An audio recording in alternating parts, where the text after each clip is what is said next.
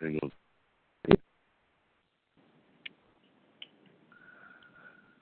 Okay.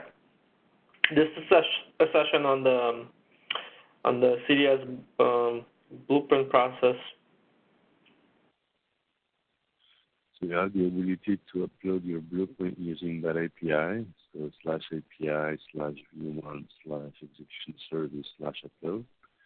All you Okay. need to provide here is basically a file that is the zip file you want to upload. So you CBA, you zip it, then you can upload it. Me, obviously, okay, I have it running somewhere, lucky me. So it's uploading it. And then you can, based on whatever you put in your CBA, you can trigger the action using execution service/process.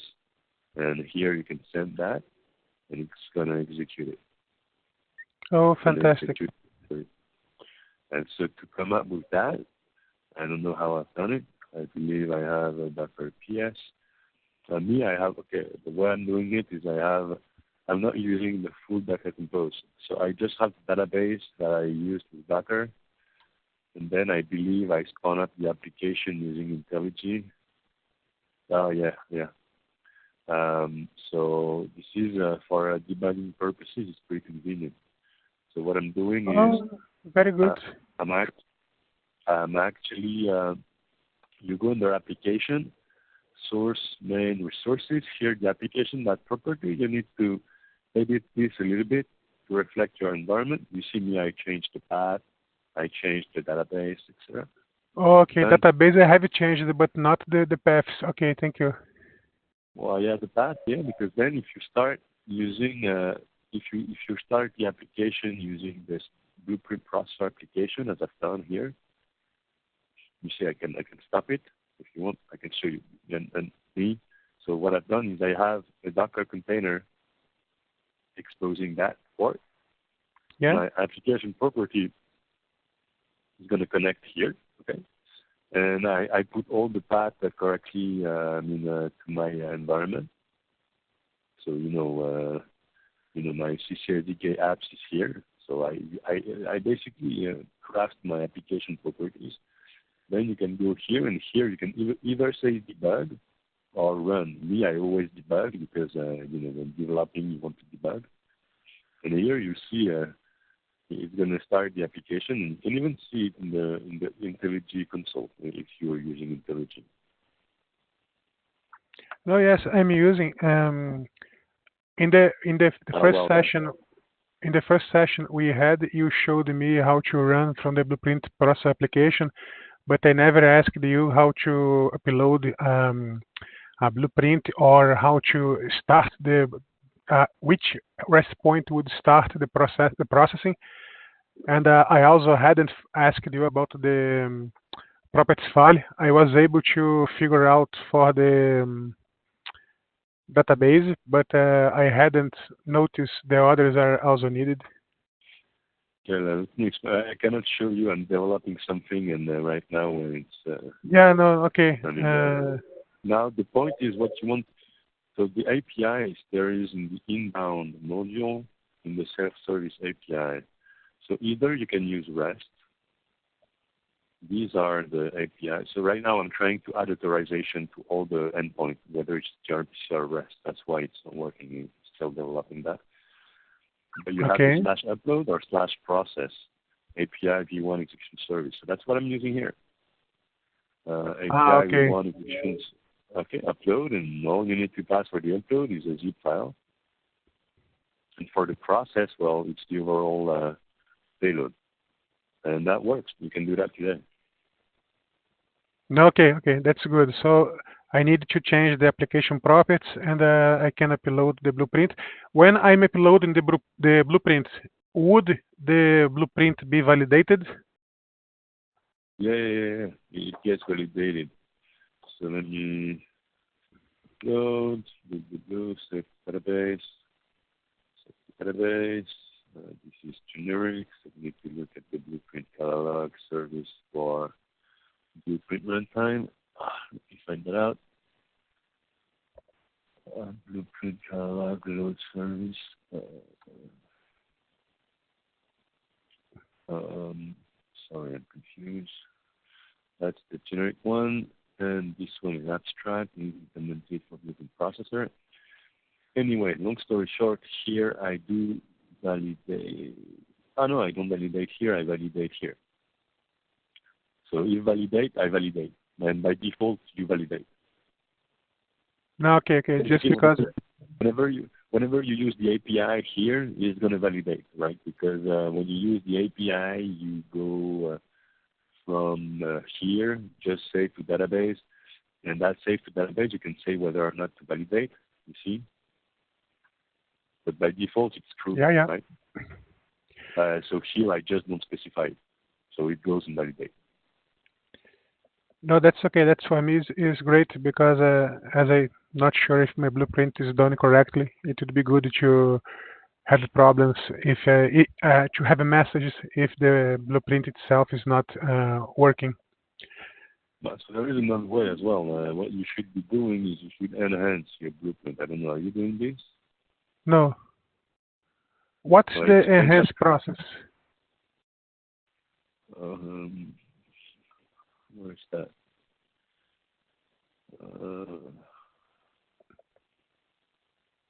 Blueprint enhancer service simple. Blueprint enhancer service simple test.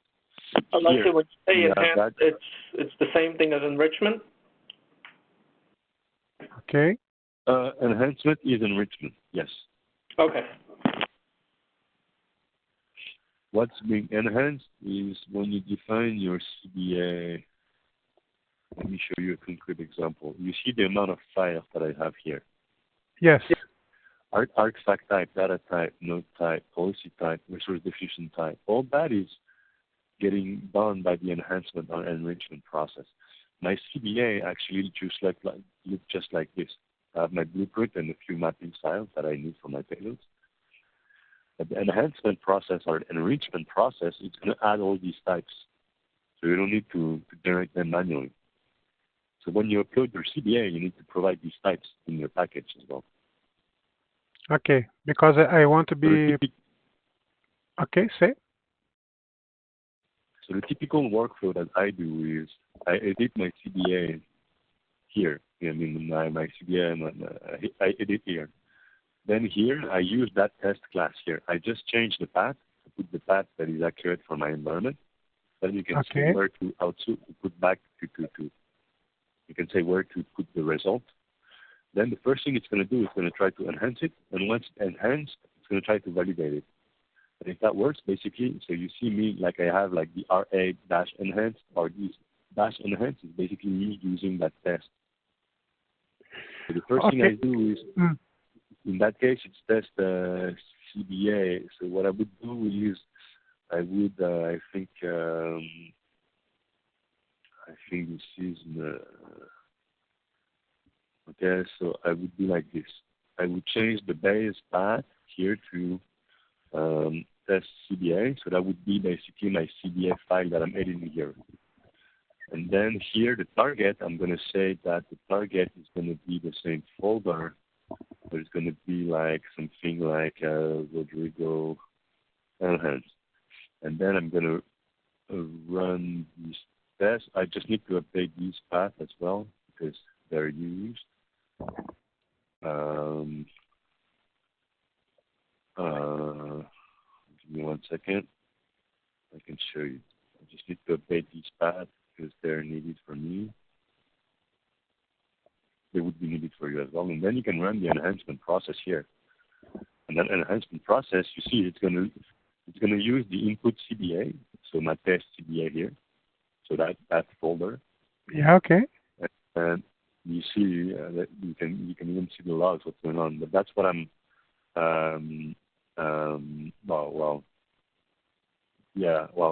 I'm still working on my CBA. It's failing, you see, but you can see why it's failing. Then you can edit, etc., etc., etc. But at the end of the day, it's going to create like a Rodrigo enhanced here. But right now, everything failed, so it's not enhanced. Okay, it's just that. Okay. Not enhanced. And you see the failure, and you can fix the failure. And once you can run that test case correctly, then you're going to have the enhanced package in your, in your laptop. And what you can do is you can just zip that enhanced package. The command I'm using is that. I don't know if you have Mac or not. No, I won't. You don't have Mac? No, I have Linux Ubuntu. Yeah. So good for you then. You don't need too much complex zip command, but you just need to zip Yeah, no all worries. the content, and then you can upload your zip, and then boom, that's done. Okay, inside my blueprint, I am creating some different types like RestConf and RestConf device. During the enhancement, the processor will look for that types on the existing JSON files, and it won't find because they are not there. I don't understand what type you create. Because when I put my code for review, Brenda told me to create, for example, where you have in your line 157, you have a component netconf executor. In my case, it would be RestConf. So he asked me to create that.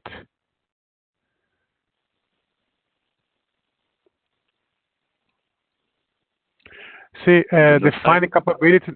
Yeah, define RestConf executor. Yes. So what I told you is you don't provide the node type. Let the enrichment process do it for you. Yes, but the RestConf executor does not exist yet, does it? What? This RestConf executor that Brenda asked me to do, it does not exist on the current blueprint, in the current blueprint processor. So I created mine. Say again? It does exist. Check that out here.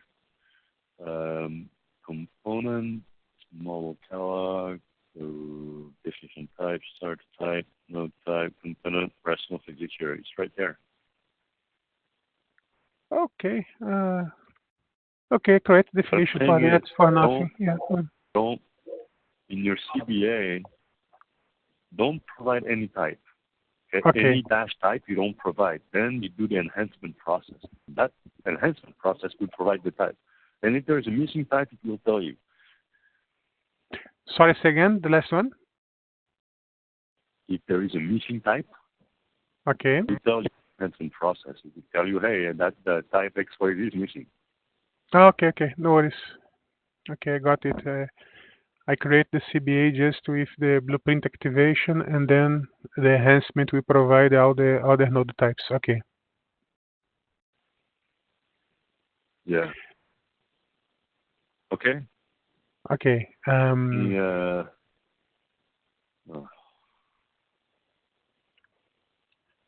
Okay. Any other questions?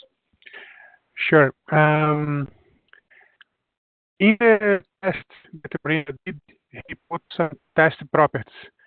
So, for example, if we open component RestConf executor test, he has a annotation test property source in which he has, for example, server.port, blueprints.restconf enabled, and some of these things. For my case, this would be present in the application properties, right? Yeah. I mean, let me look, because I want to make sure I understand what you're saying. In the test folder here? No, hang on, my intelligence is jamming.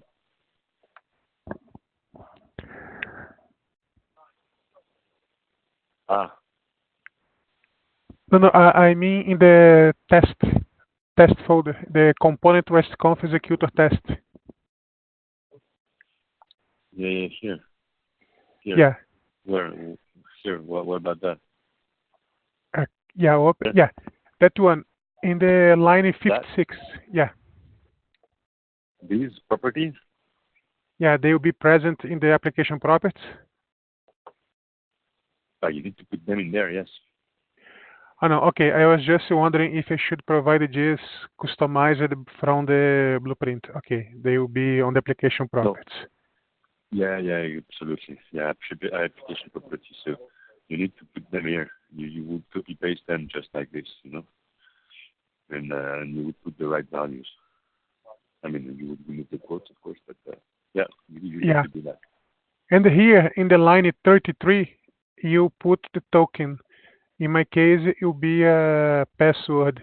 It would be okay to Yes. It's username password. Okay, because that will be the password of the ODL inside SDNC. Yeah, absolutely. Okay. Just moving to my two final questions is how do I deal with exceptions and what do I return in case of success in the part of the code itself? Because in the script I'm doing. Yeah, so what I can say is you want your script to capture to catch the exceptions. And if you do with Python, for instance, you need to catch Java exception and Python exception in different type of block. Then what do you do with this exception? You see, you always have a process and a recover. Yeah. The flow should be like, hey, do the processing, and if there is a failure, then recover. That's the basic scenario. It's not fully implemented yet, so right now we don't enforce the recovering part of it when there is an exception thrown during the processing part, but that's to be done. Okay, I just thought that we would have either the recover would be called automatically if the process failed, but I was expecting something to be inside these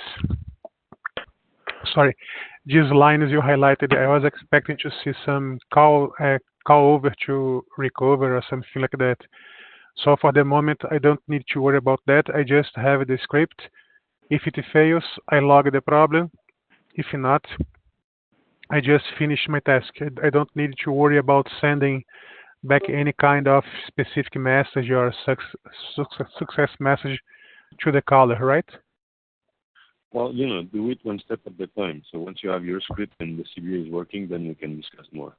Okay. I don't know yet where we are today with this, but there is a lot of work we need to put in exception handling and rollback and recover. So when process fail, we should call recover, okay? But so far, I don't think that's enforced yet. So there are some stories for that. Okay. I have here, what I have done at this moment was just to work inside the Kotlin script that Brenda provided and that you showed me last Friday. But as I didn't know how to put that inside the blueprint, I was just working inside IntelliJ, and that's how I was trying to connect to ODL, and I can't connect to it right now. So I think now that I know how to upload the blueprint, I think I'll start doing that because I have probably some mistakes in my blueprint I need to fix. So okay, for my side, it was just I never knew about the upload or the process that were my missing steps. Thank you very much for your time and patience. No, of course. If you struggle or have questions, you can reach me on Rocket Chat. Okay, I will. But probably this time will be with more objective questions like why this is not working. Okay, no problem. So okay, for me, that's it, yeah? Yeah. Thank you. Thank you, Yuri.